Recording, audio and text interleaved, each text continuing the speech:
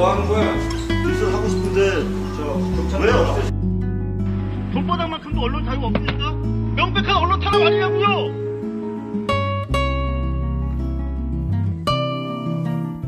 그럼 반갑게 인사부터 시작하죠. 뭐. 네. 네. 야, 이게 두 번째. 자기소개를 안 했네. 저희가 방금 방송을 했는데 날라갔어요. 네. 오디오가 안 들어서 다시 하는데 정말 반갑게 인사해 주시네요. 정말 반갑습니다. 네, 저희가 이건 재현 뉴스입니다. 재현 뉴스. 지난주에 저희가 스튜디오 공사 관계로 발뉴스 호외편으로 넘겼어요. 들국화. 근데 스페셜. 재밌었어요. 괜찮았어요? 저희 전인권 씨 어떻게 지내시나 굉장히 궁금했었는데 공연 씨랑도 보여주셨죠? 그리고 또 뭐 했어요? 그 정도 했어요. 그런데 여하튼 오늘 저희가 스튜디오 공사 막바지 공사 중이라서 다음 주부터는 아마 안정감 있게 팔레스타인 난민 방송 말고 이제 제 집에서 할 수 있을 것 같아요. 네, 이상호 기자 복장을 보면 우리가 스튜디오를 없는 이유를 잘 알 수 있습니다. 왜냐하면 이 복장이 이상호 기자 연출인데요, 컨셉인데 이게 사파리 복장입니다. 그러니까 어디든지 이동해서 방송하겠다고 하는 그걸 보여주고 있습니다. 그리고 이거 우리가 전두환 무슨 방송이죠? 전두환 특별 취재팀이 있죠. 전두환 특별 취재팀. 언제든지 이게 이제 탄띠만 하나 차면 그 유격대로 갈 수 있는 그런 복장으로 좋습니다. 방송하고 여튼 있습니다. 그래서 저희가 이번 주 이제 발뉴스 4회 방송인데 네. 오늘 여기 왜 온지 아세요 혹시? 아까 오는 길에 보니까 영화 제작 발표회 갔던데요.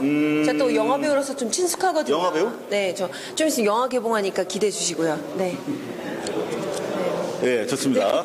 편집 못하게 계속 얘기할 거야. 난 몰랐던 얘기여가지고 저희 영화 26년이 오늘 고사를 지내고 영화 제작에 들어가는 날이에요. 26년 하면 굉장히 저는 친숙하죠. 저희 손바닥 뉴스에서 저 또 오셔가지고 저희 크라우드 펀딩도 도와드렸잖아요. 저희가 모금 방송을 진행을 했었어요. 근데 아쉽게도 영화 뭐 상당히 많은 돈이 거쳤는데 네.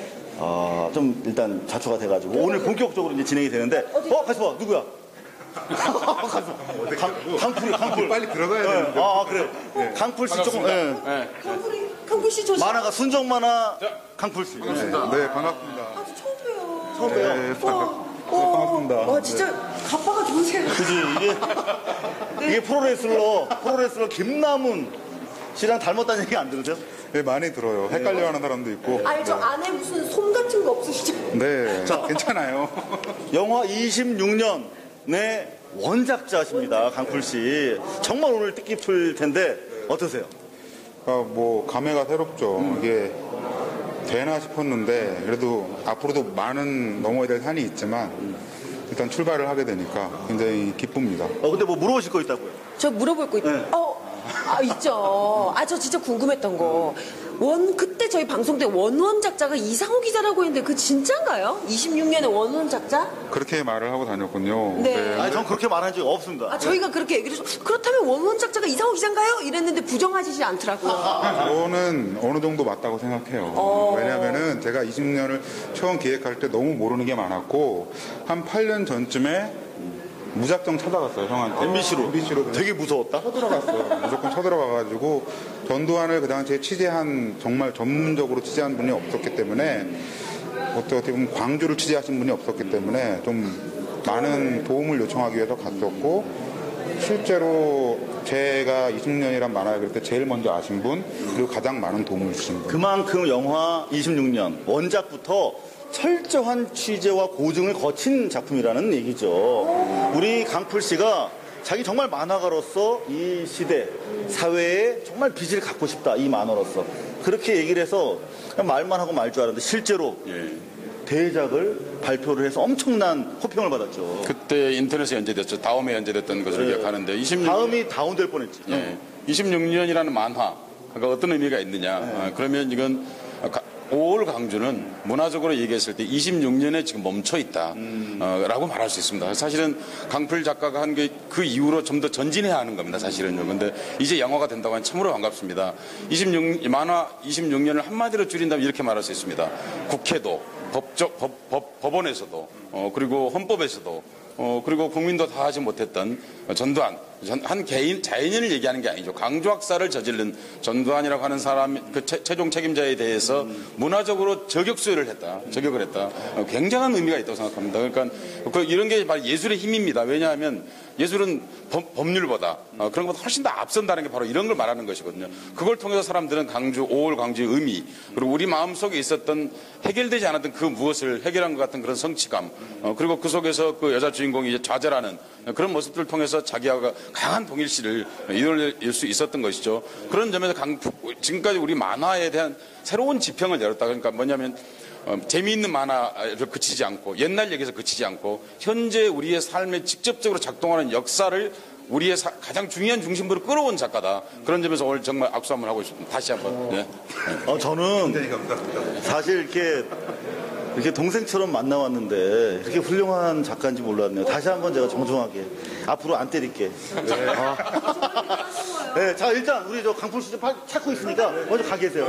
자, 우리 강풀 씨였습니다.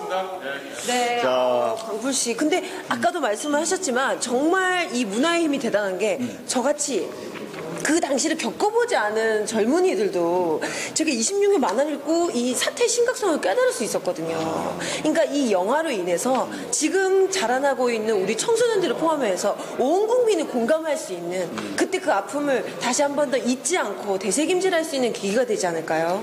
형님, 네. 새끼년 맞죠? 썩개념 정도가 아니죠. 이 사람이 진정한 미인이라고 합니다. 이런 것을요. 그러니까 미인이라고 하는 겉모양만 이뻐서 미인인 게 아니라 여기 영혼이 있어야 되는 거죠. 그렇습니다. 우리 그러면 지금부터 간단하게 인사드리고 이제 시작을 하겠습니다. 네. 먼저 발로 뛰는 발뉴스 행님 기자 이상호입니다. 반갑습니다. 자, 그리고 네, 발뉴스의 새끼녀 곽현아입니다. 박현아 씨 반갑습니다. 그리고 예, 서혜성입니다. 지성 피부? 뭐라고 그랬죠? 지성파 피부는 건성. 지성파 피부는 건성 서혜성입니다. 형님, 제가 지금 저희가 작가가 없어가지고 제가 밤새도록 쓴 대본이에요, 형님. 증명 좀 써주세요, 대본 좀. 제가 이게 이 말을 못 읽고 못 외워서 그런 게 아니라 이런 말을 써놓고 읽으라고 하는 게 너무 괴로워서 사실 제가 좀 티했습니다. 예. 저희 이 건물이 저희 스튜디오가 아니거든요. 여기 이제 영화 감독 되시는 분들이 시나리오 작업하시는 곳이래요. 그래서 저희가 이제 오프닝을 빨리 정리를 해야 될 것 같은데 저희가 영화 26년 제작 현장에서 오프닝을 하는 이유는 저희가 전두환 펀드, 전두환 특별 취재팀을 발뉴스 안에 두고 이제 활동을 하기 시작합니다. 그렇습니다. 그래서 영화 26년 제작 전 과정을 저희가 생생하게 거의 생방송으로 여러분들한테 보내드리도록 하겠습니다. 그런 의미에서 여기서 저희 오프닝을 하고 있습니다. 네, 너무 뜻깊고요. 근데 저희가 또 전두환 특별 취재팀이잖아요. 그러니까 저희가 그 대구 공고에서 알고 봤더니 막 추모상을 올린 기념비가 있고 이런 현장을 고발했더니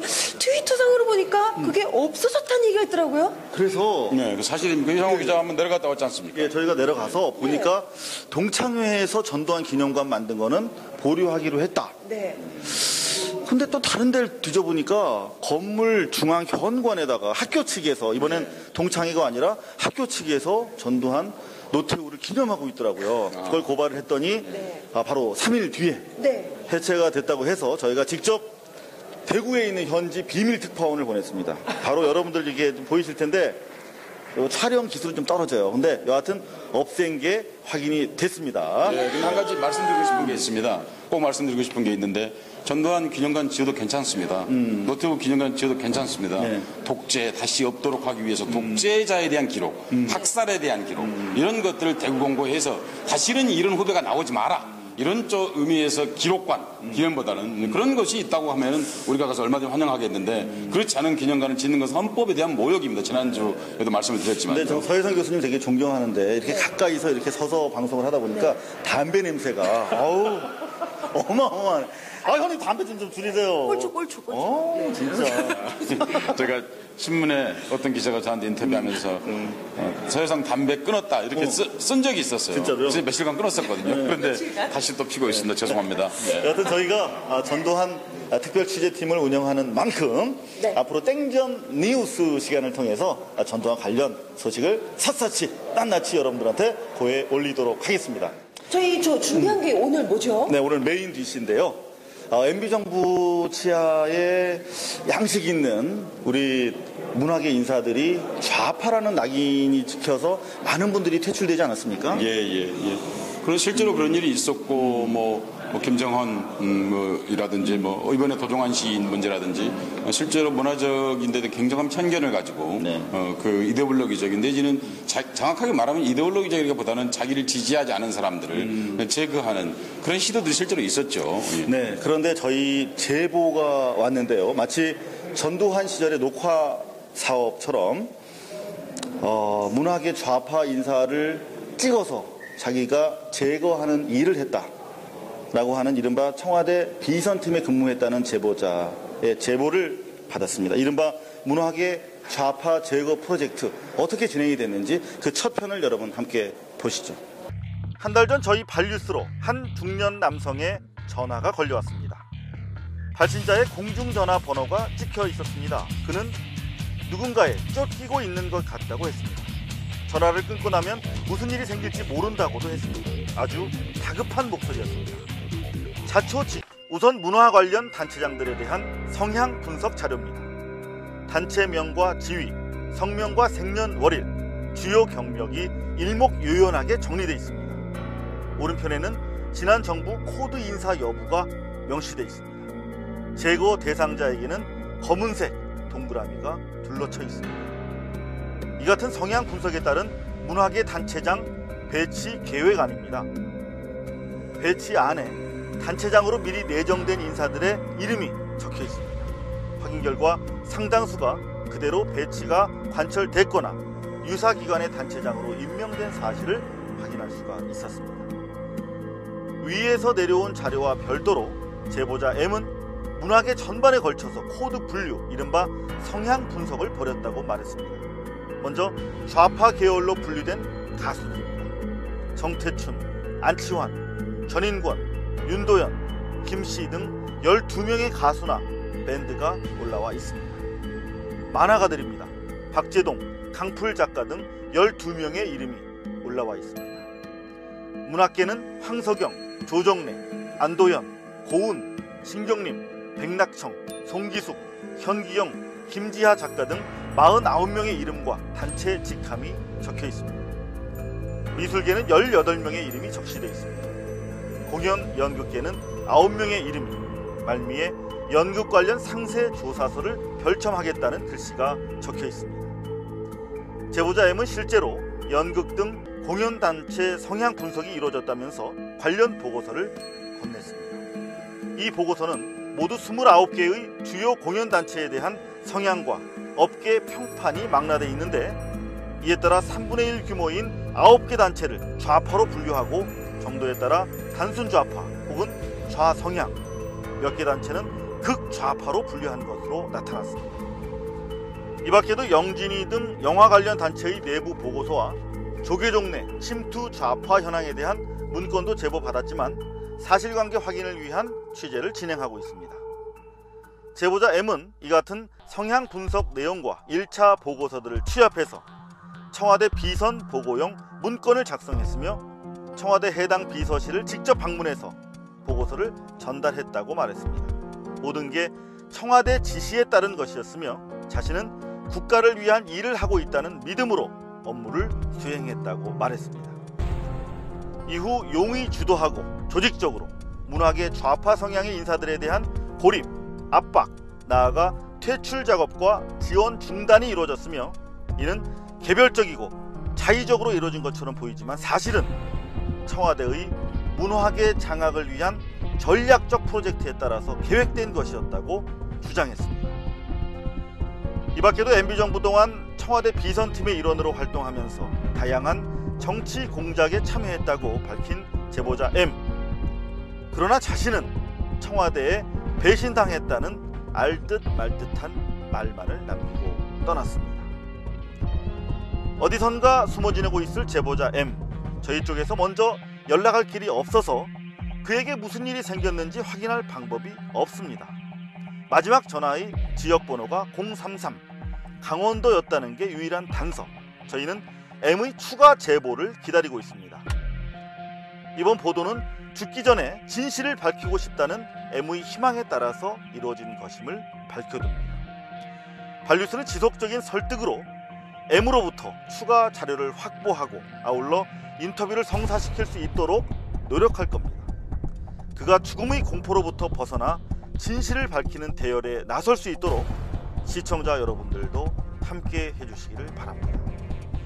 이번 보도를 진행하면서 저희 발뉴스에도 어떤 위험이 닥칠지 모릅니다. 하지만 처음에 그랬듯이 인터넷 국민방송 발뉴스는 국민 여러분만 보고 나아가겠습니다. 격려와 관심 부탁드립니다. 지금까지 고발뉴스 호혜편 진실고백 제보자 M과의 만남을 전해드렸습니다. 이상호 발뉴스였습니다.